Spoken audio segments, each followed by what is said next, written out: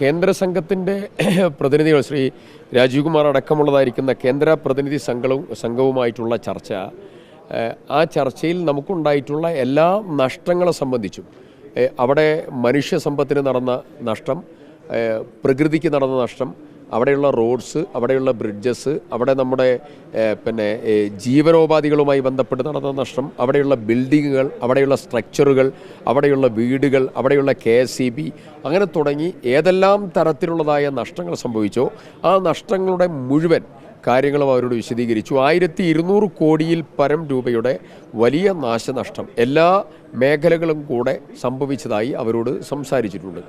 ഇത് മുഴുവൻ ഒരു ലൈവ്ലിഹുഡ് മുഴുവൻ തിരിച്ചു പിടിച്ച് ആളുകളെ കൃത്യതയോടുകൂടി പുനരധിവാസ പ്രവർത്തനം നല്ല രീതിയിൽ പൂർത്തീകരിക്കാൻ 2000 കോടിയിൽ അധികം രൂപയുടെ ആവശ്യമായി വരും എന്നുള്ള ഒരു ഏകദേശ എസ്റ്റിമേറ്റും അവരുടെ മുമ്പിൽ വെച്ചിട്ടുണ്ട്. ഒരു പ്രധാനപ്പെട്ട കാര്യം, മറ്റൊരു മീറ്റിംഗ് കഴിഞ്ഞതിന് ശേഷം ശ്രീ രാജീവ് കുമാർ പറഞ്ഞ ഒരു പ്രധാനപ്പെട്ടതായിരിക്കുന്ന കാര്യം, ഈ ലാൻഡ് സ്ലൈഡ്, ഇപ്പോൾ ഉണ്ടായിട്ടുള്ള ലാൻഡ് സ്ലൈഡ് മുമ്പേ ഉണ്ടായിട്ടുള്ള മറ്റു വല്ല ലാൻഡ് സ്ലൈഡിൻ്റെയും ക്രാക്കുകളും അതിൻ്റെ പരിണാമത്തിൻ്റെ ഭാഗമായി മാറാം.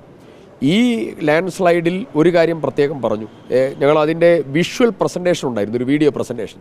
ആ വീഡിയോ പ്രസൻറ്റേഷനിൽ ചിലയിടങ്ങളിൽ ക്രാക്കുകളുണ്ട്. ആ ക്രാക്കുകൾ ഭാവിയിൽ അപകടം വരുത്താവുന്നതാണ്. അത് വളരെ സീരിയസ് ആയി കരുതണം. ജനങ്ങളെ മാറ്റി താമസിപ്പിക്കുന്നതാണ് ഏറ്റവും പ്രാധാന്യമായി നിങ്ങൾ എടുക്കേണ്ടത് എന്നുള്ള കാര്യം ഉൾപ്പെടെ അദ്ദേഹം സൂചിപ്പിച്ചിട്ടുണ്ട്. അത് വളരെ പ്രധാനപ്പെട്ടതാണെന്ന് എനിക്ക് തോന്നുന്നു.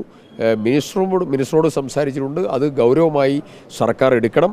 അതിനനുസരിച്ചതായിരിക്കുന്ന നടപടികളിലേക്ക് പോകണം. അതായത് 1984 ഇതിന് മുൻപ് ഒരു ഉരുൾപൊട്ടലുണ്ടായത്. തകർന്ന വീടുകൾ മാത്രമല്ല, ആ പ്രദേശത്ത് ഇപ്പോൾ പുഞ്ചിരിമട്ടത്ത് മുമ്പുണ്ടായിട്ടുള്ള ലാൻഡ് സ്ലൈഡ്, പുത്തുമലയിൽ മുമ്പുണ്ടായിട്ടുള്ള ഉരുൾപൊട്ടൽ, ആ ഉരുൾപൊട്ടലിൻ്റെ ഭാഗമായി ഉണ്ടാകാവുന്നതായിരിക്കുന്ന ക്രാക്കുകളും ഭൂമിയുടെ ആഭ്യന്തരമായിട്ടുള്ള ഒരു പ്രത്യേകമായിട്ടുള്ള സാഹചര്യങ്ങളും പുതിയ ഉരുൾപൊട്ടൽ സാധ്യതയിലേക്ക് വിരൽ ചൂണ്ടുന്നു എന്നതാണ് അദ്ദേഹം നടത്തിയതായ സംസാരത്തിൻ്റെ രത്നച്ചുരുക്കം.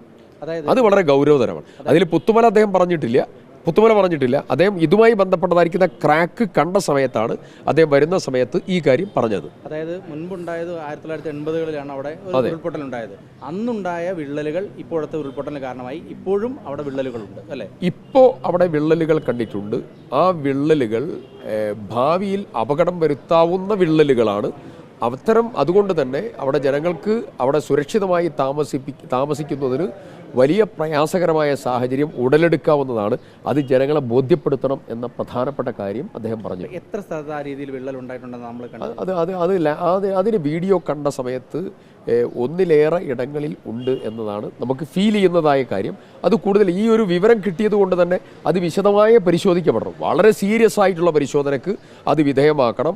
അതിൻ്റെ സ്വാധീനം എത്രത്തോളം വരും എന്നുള്ളതും പരിശോധിക്കപ്പെടണം. അതിനനുസരിച്ചതായിരിക്കുന്ന പ്രിക്കോഷണറി സ്റ്റെപ്സും ഉണ്ടാവണം. പ്രത്യാഘാത പഠനവും ഭാവിയിൽ വരാവുന്നതായ ദുരന്തത്തിൻ്റെ സൂചനകളെക്കുറിച്ചുള്ളതായ പ്രധാനപ്പെട്ട ഇൻഡിക്കേഷനാണ് അദ്ദേഹം തന്നിട്ടുള്ളത്. ആ ഇൻഡിക്കേഷൻ ഗൗരവമായി എടുത്തുള്ള പരിശോധനവും മീറ്റിഗേഷൻ സ്റ്റെപ്സും ഇപ്പം തന്നെ ആരംഭിക്കണം.